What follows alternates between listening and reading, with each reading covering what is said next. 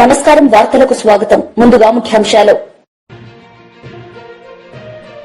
మాజీ మంత్రి Ambati Rambabu press meet, పలు అంశాలపై వివరణ.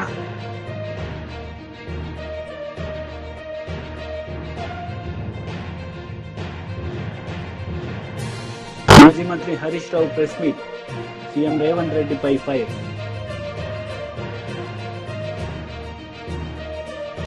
ఎస్సీ వర్గీకరణకు అడ్డుపడేది మాలల్లో ఉండే కొందరు స్వార్థపరులు, మనువాదులే అని ఎంఆర్పీఎస్ వ్యవస్థాపక అధ్యక్షుడు మందకృష్ణ మాదిగ అన్నారు.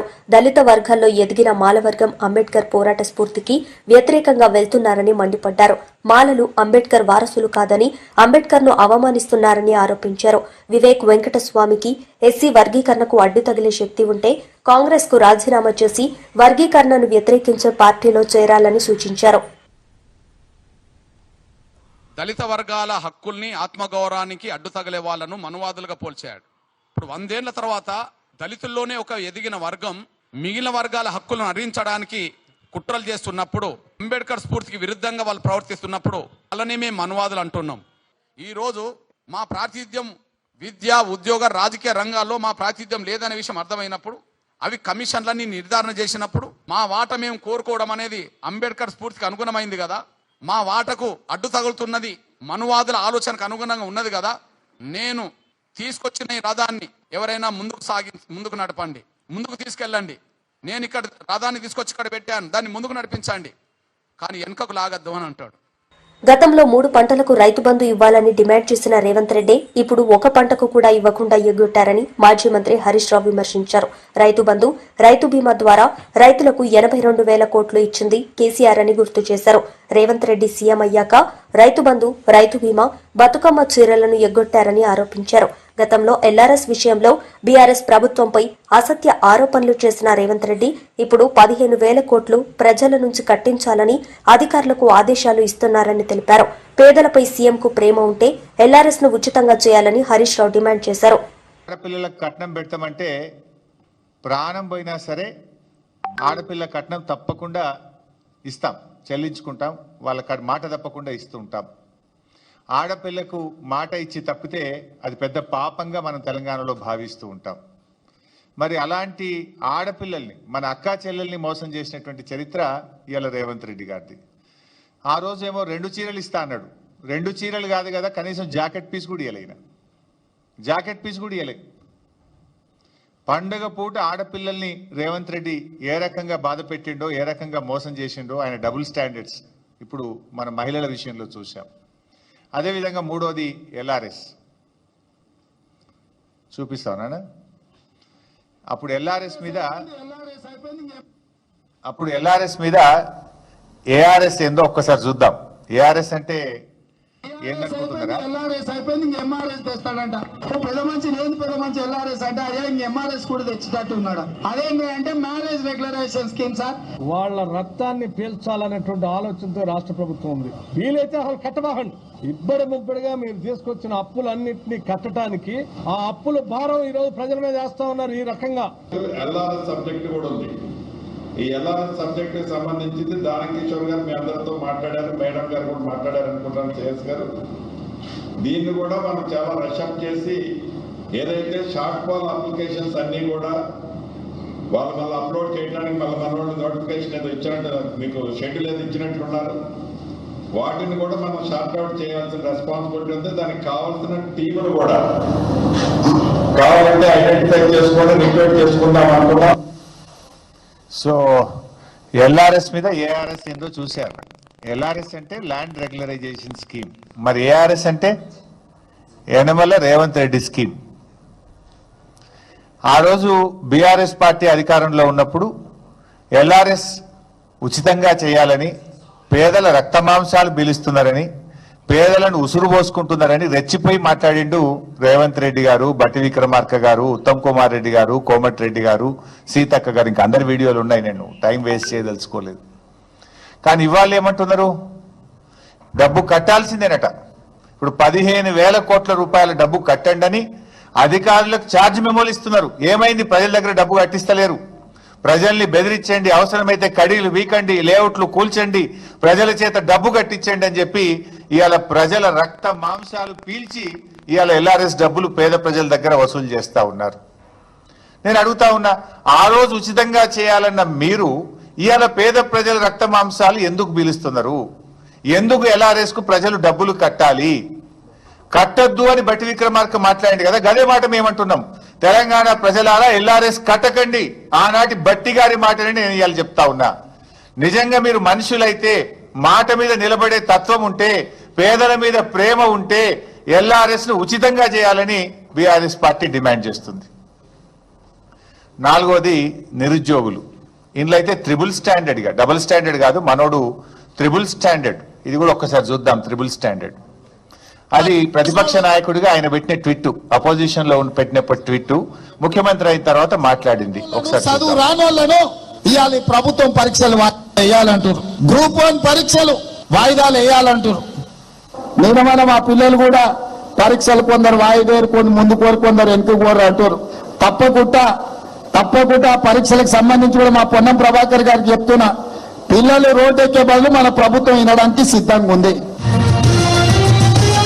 మేము మాట్లాడితే మమ్మల్ని కూడా బుల్డోజర్లు ఎక్కించి మిమ్మల్ని తొక్కుతా చంపుతా అని ఎంత ఘోరంగా ఈ ముఖ్యమంత్రి మాట్లాడిండో మీరు చూసాం.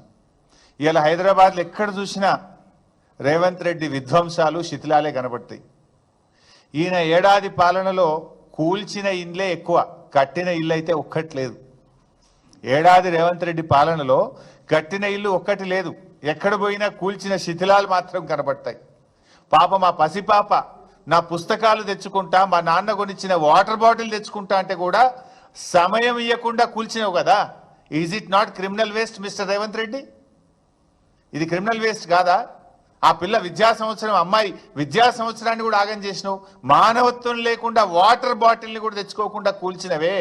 మరి ఆ రోజు నువ్వేం మాట్లాడినావు, ఇవాళ నువ్వు చేస్తున్నదేందో ఒక్కసారి ఆత్మవిమర్శ చేసుకో.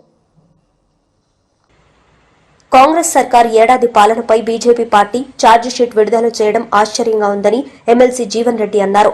రేవంత్ రెడ్డి ప్రభుత్వం అమలు చేస్తున్న సంక్షేమ పథకాలు బీజేపీ పాలిత ప్రాంతాల్లో ఎక్కడైనా అమలు చేస్తున్నారా అని ప్రశ్నించారు. దేశంలో ఏ రాష్ట్రం చేయని విధంగా 2 లక్షల వరకు రైతు రుణమాఫీ కాంగ్రెస్ ప్రభుత్వం చేసిందని గుర్తు చేశారు. ప్రజల్లో వస్తున్న ఆదరణ చూసి తట్టుకోలేక అసత్య ప్రచారం చేస్తున్నారని ధ్వజమెత్తారు. దేశంలో పంటకు కనీస మద్దతు ధర ప్రకటించి చట్టబద్దత కల్పించాలని జీవన్ రెడ్డి డిమాండ్ చేశారు.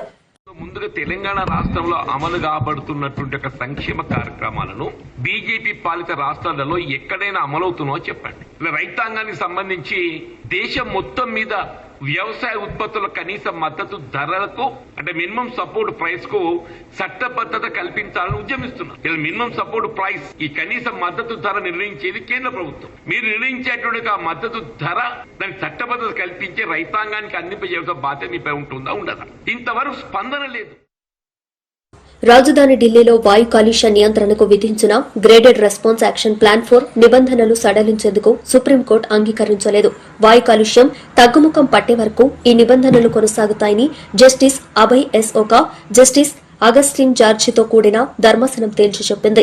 ఈ నిబంధనల కారణంగా ఉపాధి కోల్పోయిన నిర్మాణ రంగ కార్మికులకు ఏదైనా పరిహారం చెల్లించారా లేదా అనే విషయం వెల్లడించేందుకు ఢిల్లీ, హర్యానా, రాజస్థాన్, యూపీ రాష్ట్రాలకు చెందిన ఆయా విభాగాల ప్రధాన కార్యదర్శులు వీడియో కాన్ఫరెన్స్ ద్వారా డిసెంబర్ 5న తమ ఎదుట హాజరు కావాలని సూచించారు. BRS leader RS Praveen Kumar media సమావేశం నిర్వహించారు. ఈ సందర్భంగా పలు అంశాలపై ఆయన మాట్లాడారు. టెక్నాలజీ కోర్సుకు ప్రొఫెసర్గా వచ్చారు. మరి సార్కు గుర్తుండాలి, చాలా మంచి ప్రొఫెసర్. మేమందరం కూడా చాలా కష్టపడి చదువుకునే వాళ్ళం. కాకపోతే భవిష్యత్తు ఏ విధంగా ఉండబోతున్నది, మరి వెటర్నరీ సైన్సెస్ అంటే అయ్యో అందరూ చాలామంది కూడా మెడిసిన్ రాక వెటర్నరీ సైన్స్కి వచ్చేవాళ్ళు. చాలామంది కూడా ఒక అసంతృప్తి ఉండేది. కానీ వారు మా అందరి లోపల నింపిన ఆత్మవిశ్వాసం, మాకు చదువు చెప్పిన తీరు ఇప్పటికి కూడా గుర్తుంది. నిజానికి వారు చెప్పిన చదివే ఈరోజు నన్ను ఐపీఎస్ అధికారిగా చేసింది. ఆ సీక్రెట్ ఏదో మీకు ఒక్క నిమిషంలో చెప్తా, సమయం లేదు కాబట్టి. నేను 1993 సంవత్సరంలో ఢిల్లీలో మరి ధోల్పూర్ హౌస్లో ఉండే యూనియన్ పబ్లిక్ సర్వీస్ కమిషన్ యూపీఎస్సీకి పోయినప్పుడు మా అందరికీ ఇంటర్వ్యూ ఉంటుంది. మీకు తెలియదే ఉన్నది, ప్రిలిమినరీ, మెయిన్, తర్వాత ఇంటర్వ్యూ. 1993లో నాకు ఇంటర్వ్యూ వచ్చినప్పుడు నాకు అడిగిన మొట్టమొదటి క్వశ్చన్, ఆ ఇంటర్వ్యూ బోర్డు చైర్మన్ వచ్చేసి మిస్టర్ చట్వాల్, భారత రాయబారి, ఆయన భారతదేశానికి రాయబారిగా మారి రిటైర్ అయ్యాడు. ఆయన నాకు అడిగిన మొట్టమొదటి question meat science and technology మీదనే అడిగాడు. You seem to be veterinarian, but tell me how beef is different from meat, sheep, mutton అని చెప్పి ఒక ప్రశ్న అడిగాడు. 2 నిమిషాల్లో మేము చెప్పడం జరిగింది. మా అదృష్టం బాగుండి మళ్ళీ 1994లో కూడా ఆయన్నే బోర్డు చైర్మన్, మళ్ళీ నేను అక్కడికి ఇంటర్వ్యూకి పోవడం, దాంట్లో ఆయన మళ్ళీ మీట్ సైన్స్ అండ్ టెక్నాలజీ మీదనే ప్రశ్న అడగడం. అప్పుడు నాకు 186 మార్కులు వచ్చినాయి, 250కి నాకు ఐపీఎస్ వచ్చింది. సో ఆ విధంగా అంటే ఒక ఉపాధ్యాయుడు చదువు చెప్పినప్పుడు 10 సంవత్సరాలైనా 20 సంవత్సరాలైనా 30 సంవత్సరాలైనా ఆ చెప్పిన చదువు అనేది మన మస్తిష్కంలో చివరి క్షణం దాకా కూర్చున్నప్పుడే ఉపాధ్యాయుడు అనే వ్యక్తి సక్సెస్ఫుల్. సో ఆ విధంగా ప్రొఫెసర్ శ్రీనివాసరెడ్డి గారితో చాలా మంచి అంటే వారి చెప్పిన చదువు వల్ల మేము ఈరోజు ఈ స్థాయిలో ఉన్నాం. నాలాగనే కాదు, నాతో పాటు చాలామంది స్టూడెంట్స్ 26 మంది ఉండేవాళ్ళం మా క్లాస్లో. 26 మంది కూడా జీవితంలో అమెరికాలో ఉన్నారు, ఆస్ట్రేలియా ఉన్నారు, లండన్ ఉన్నారు, అందరు కూడా చాలా బాగా బతుకుతూ ఉన్నారు. ఇంకా రెండవ విషయం, నేను మార్చి 18వ తారీఖు నాడు బీఆర్ఎస్లో జాయిన్ అయినా. బీఆర్ఎస్లో జాయిన్ అయినప్పుడు మళ్ళీ ఎంతో ఆప్యాయంగా, ఆ రోజు క్లాస్ రూమ్లో ఎట్లయితే మమ్మల్ని చూసుకున్నారో అంతే ఆప్యాయంగా తెలంగాణ భవన్లో నాకు వెల్కమ్ పలికినరు మరి ప్రొఫెసర్ శ్రీనివాసరెడ్డి గారు. వారి ప్రేమను నేను మర్చిపోలేను. అదేవిధంగా వారు మరి అమెరికా పోతున్న సందర్భంలో మరి రావుల చంద్రశేఖర్ రెడ్డి గారు ఈ ఆఫీస్కి అంతా క్యూరేటర్గా ఉండి మమ్మల్ని అందరినీ కూడా రెగ్యులర్గా గైడ్ చేస్తున్నారు. మరి శ్రీనివాసరెడ్డి గారు ఎంత గొప్ప సర్వీస్ అందించారో అంతే గొప్ప సర్వీసెస్ మరి రావుల చంద్రశేఖర్ రెడ్డి గారు కూడా అందిస్తారని చెప్పి మరి ఆశిస్తూ, మరి సార్ మీరు ఎక్కడ ఉన్నా కూడా ఆరోగ్యంగా ఉండాలి. I wish the best life for you sir, wherever you are. Thank you very much. కూటమి ప్రభుత్వం వచ్చి 7 నెలలైందని, ఎన్నికల్లో హామీలేవీ నెరవేర్చలేదని మండల ప్రతిపక్ష నేత మాజీ మంత్రి బొత్స సత్యనారాయణ విమర్శించారు. మాజీ మంత్రులు కారుమూరి నాగేశ్వరరావు, గుడివాడ అమర్నాథ్, మాజీ ఎమ్మెల్యే కరణం ధర్మశ్రీతో కలిసి విశాఖపట్నంలో బొత్స సోమవారం మీడియాతో మాట్లాడారు. మేరలో ఎక్కడ పొంతం లేకుండా ఆ కార్యక్రమాలు చేశాయి, బడ్జెట్ పెట్టారు. ఎంతసేపు గతంలో చెప్పుకొస్తున్న అప్పుల గురించే 1కి 10 సార్లు చెప్పారు. కానీ బడ్జెట్ తాలూకా ఇచ్చిన వాళ్ళు బడ్జెట్ ఇచ్చిన బుక్లో ప్లేస్ చేసిన బుక్లో చూస్తే వాటికి వీటికి పొంతనలు లేవు. ఇవన్నిటి కూడా డిబేట్ జరిగింది, చాలాసార్లు డిబేట్ జరిగింది. వాస్తవాలన్నీ కూడా శాసనమండలిలో చెప్పాం కూడా, వాస్తవం కాదని చెప్పాం కూడా. అవి పక్కన పెట్టుకుంటే అసలు ఇచ్చిన వాగ్దానాలని, ప్రజలకు ఇచ్చిన సూపర్ 6 కానీ లేదు, ప్రజలకు ఇచ్చిన హామీల్ని ఏదైతే విద్యుత్ ఛార్జీలు కానీ లేదు నిత్యావసర ధరలు కానీ అవన్నిటిని కూడా మేము ఎట్టి పరిస్థితుల్లోనూ పెంచం, మీకు నేను భరోసా, మేము వస్తే ఇంకా తగ్గిస్తామని చెప్పిన నేపథ్యాన్ని కూడా మనం చూసాం, విన్నాం కూడా. మీ పెద్దగా సోదరులు అందరూ కూడా ఉన్నారు. ఇది ఎవరో ఆశామాషి మనుషులు ఎవరో చెప్పలే, ఏదో పార్టీ కార్యకర్తలు చెప్పలే. సాక్షాత్తు కూటమిలో ఉన్న ఎవరైతే తెలుగుదేశం పార్టీ ఆది నాయకుడు చంద్రబాబు నాయుడు నోటంట, అలాగే కూటమి నాయకుల్లో ఉన్న భారతీయ జనతా పార్టీ నాయకులు కానీ లేదు కూటమి నాయకులతో భాగస్వాములైన జనసేన అధ్యక్షులు కానీ ఈ వాక్యాలని వాళ్ళు చెప్పిన మాటలు. ఇదేదో నేను చెప్తున్న మాటలు కాదు. ఇవాళ చూస్తే 1వ తారీఖు నుంచి ఇవాళ నుంచి సుమారు ఒక్కొక్క బిల్లు మీద, ఎందుకంటే మన దగ్గర 6 స్లాబ్లు ఉంటాయి, పేదవాడి దగ్గర నుంచి హైయెస్ట్ వాడు వినియోగదారుడి వరకు కూడా 6 స్లాబ్లు ఉంటాయి. 6 స్లాబ్లు, 1, 2 కాకుండా 0 నుంచి 30 వరకు ఒక స్లాబ్ ఉంటుంది. 0 నుంచి 30 వరకు అది పేదవాడులోనే. అలాగే 31 నుండి 75 వరకు ఒక స్లాబ్ ఉంటుంది. 0 నుంచి 30 వరకు అయితే ₹1.90 పర్ యూనిట్కి ఛార్జీ వసూలు చేస్తారు. అదే 31 నుండి 75కి అయితే ₹3 వసూలు చేస్తారు. అదే 76 నుంచి 120 కింద ₹4.50 ఛార్జీని వాళ్ళ దగ్గర నుంచి వినియోగదారుల దగ్గర నుంచి వసూలు చేస్తుంది. అదే 126 నుంచి 25 కింద ₹6. అదే 226 నుంచి 400 యూనిట్స్ వరకు ఖర్చు పెడితే వినియోగదారుడికి ₹8.75 యూనిట్కి పర్ యూనిట్కి. ఇంకా పైపెచ్చు ఇంకా 400 దాటితే ₹9.70. ఇది గత కొంతకాలంగా రాష్ట్రంలో వసూలు చేస్తున్న విద్యుత్ ఛార్జీలు. ఇవి విద్యుత్ ఛార్జీలు వీటి మీద అయ్యో ఎక్కువైపోయేవి, దీన్ని మేము తగ్గిస్తాము అని చెప్పిన కూటమి నాయకులు మరి తెలుగుదేశం పార్టీ ఈరోజు వచ్చి మళ్ళీ ఇవాళ నుంచి సుమారు 6,072 కోట్ల రూపాయల్ని ఇవాళ వచ్చి అదనంగా భారం మోపింది. దాని నుంచి ఏదైతే నేను చెప్పానో అప్ టు 30 యూనిట్ల వరకు వాడుతున్న ₹1.90 ఇవాళ అది సుమారు ₹3 అయ్యే పరిస్థితి ఇవాళ ఉంది. అదే ₹3 వాడుతుంది వచ్చి ₹4.20 అయిపోయే పరిస్థితి ఉంది. అంటే ఒక యూనిట్కి సుమారు ₹120 నుంచి ₹1.25 పెరుగుతుంది. ఒక యూనిట్కి ఇది పెరుగుతుంది. మాజీ మంత్రి అంబటి రాంబాబు మీడియా సమావేశం నిర్వహించారు. ఈ సందర్భంగా ఆయన మాట్లాడారు. కాకినాడలో ప్రశ్నిస్తున్నారు, ఏమిటి అన్యాయం, పీడిఎస్ రైస్ ఎందుకు వెళ్తుంది? ఎవరిని అడుగుతున్నావు స్వామి? నీ చెక్ పోస్టులు ఉన్నాయి అక్కడ, నీ ఆధీనంలో ఉంది.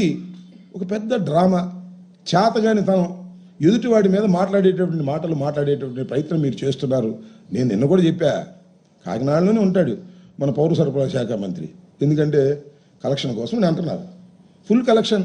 నేను మొన్న చెప్పాగా 200 కోట్ల రూపాయలు రైతులకి కాదు మిల్లర్స్కి రిలీజ్ చేశారు. 8% కాడ కొట్టేశారు. ఇది ఏ మిల్లోనే చెబుతారు, ఇది నా ఆరోపణ. సమాధానం చెప్పండి, సమాధానం చెప్పరు. సమాధానం చెబితే తీసుకోమని నిజమే కదా అని మిల్లర్స్ అందరూ వచ్చే పరిస్థితి ఉంటుంది. ఆయన అంటాడు, అసలు ఈ కాకినాడ పోర్ట్ నుంచి గత 3 సంవత్సరాల్లో ఎన్ని లక్షల మెట్రిక్ టన్నులు ఉత్పత్తి అయిందో చెబితే మీరు ఆశ్చర్యపోతారు. 1,35,00,000 మెట్రిక్ టన్నులు కాకినాడ పోర్ట్ నుంచి వెళ్ళింది. అది ఎంత అంటే 48,537 కోట్ల ఖరీదు చేసేటటువంటిది ఈ గత 3 సంవత్సరాల్లో జగన్మోహన్ రెడ్డి గారి పరిపాలన వెళ్ళింది. ఇది అక్రమం, అన్యాయం. ప్రజలు ఆశ్చర్యపోతున్నారు అని నేను ఇంకోటి చెబితే అందరూ ఆశ్చర్యపోతారు. పవన్ కళ్యాణ్ గారు కూడా ఆశ్చర్యపోతాడు, మన మనోహర్ కూడా ఆశ్చర్యపోతాడు. అంటే వాళ్ళిద్దరూ ఆశ్చర్యపోవడానికి వాళ్ళకి తెలియకపోతేగా, తెలిసే ఉంటుంది. అందుకని ఆశ్చర్యపోరేమని నాకు అనుమానం. అదేంటో తెలుసా మీకు? మొత్తం ఈ రాష్ట్రంలో కాదు, ఈ దేశంలోనే రైస్ ఎక్స్పోర్ట్ చేసేటటువంటి కంపెనీ ఏదైనా ఉంది అంటే దేశంలో 3rd ప్లేస్లో ఉన్న కంపెనీ ఒకటి ఉంది. మన రాష్ట్రంలో నెంబర్ 1 ప్లేస్లో ఉన్నటువంటి కంపెనీ ఒకటి ఉంది. దాని పేరు పట్టాభి ఆగ్రో. ఎవరిదో తెలుసా? ఇది పయ్యావుల కేశవులు గారి వియ్యంకులది. పయ్యావుల కేశవులు గారు ఎవరో తెలుసు కదా? మీ సహచర మంత్రి, ఫైనాన్స్ మినిస్టరు. ఆయన వియ్యంకుడు మొత్తంలో నెంబర్ 1గా ఆంధ్ర రాష్ట్రం నుంచి బియ్యాన్ని ఎగుమతి చేసినటువంటి గొప్పవాడు. ఇంకోటి కూడా చెప్తున్నా, మొన్న మీరు స్టెల్లా అనే దానిలో పట్టుకున్నారు కదా, కలెక్టర్ గారు వెళ్ళి సీజ్ చేశాడు. స్టెల్లా అనేటువంటి వెజల్ని పట్టుకున్నారు. ఇదే గొడవ. ఇవాళ మీరు డీప్ సీలో ఉంది ఒకటి, ఎంవి కనస్టర్ వెజల్ పేరు. దానిలో 42,500 మెట్రిక్ టన్నులు ఆల్రెడీ పట్టాభి ఆగ్రో వాళ్ళు లోడ్ చేశారు. ఇంకా కొంత లోడ్ చేయాలి. రఫ్సీ ఉంది కాబట్టి లోడ్ చేయడం లేదు. ఈ రఫ్సీ కొద్దిగా తగ్గిన తర్వాత అది కూడా లోడ్ చేసి దాన్ని ఎగుమతి చేయబోతున్నారు నైజీరియాకి. నా ఆరోపణ చెప్తున్నా, దీనిలో టోటల్గా పీడిఎస్ రైస్దే నేను ఆరోపణ చేస్తున్నా. పవన్ కళ్యాణ్ గారు, నువ్వంటే బాగు తమరు, నాదెళ్ల మనోహర్ గారు, మళ్ళా వెజల్లో వెళ్ళండి, సీజ్ ది షిప్ అని చెప్పండి. శభాష్. పయ్యవులు కేసులు గారి బియ్యంకుడిదైనా కూడా బ్రహ్మాండంగా పట్టుకున్నారా. నిజమైన నిజాయితీ పరులు మన పవన్ కళ్యాణ్ గారు, మనోహర్ గారు. వార్తలు ముగించే ముందు ముఖ్యాంశాలు మరోసారి. మాజీ మంత్రి అంబటి రాంబాబు ప్రెస్ మీట్, పలు అంశాలపై వివరణ.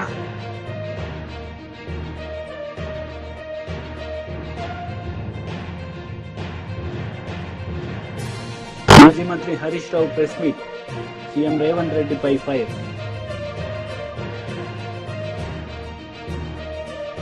ఈ వార్తలు ఇంతటితో సమాప్తం. తిరిగి ప్రసారమయ్యే వార్తల్లో మళ్లీ కలుద్దాం. అంతవరకు సెలవు. నమస్తే.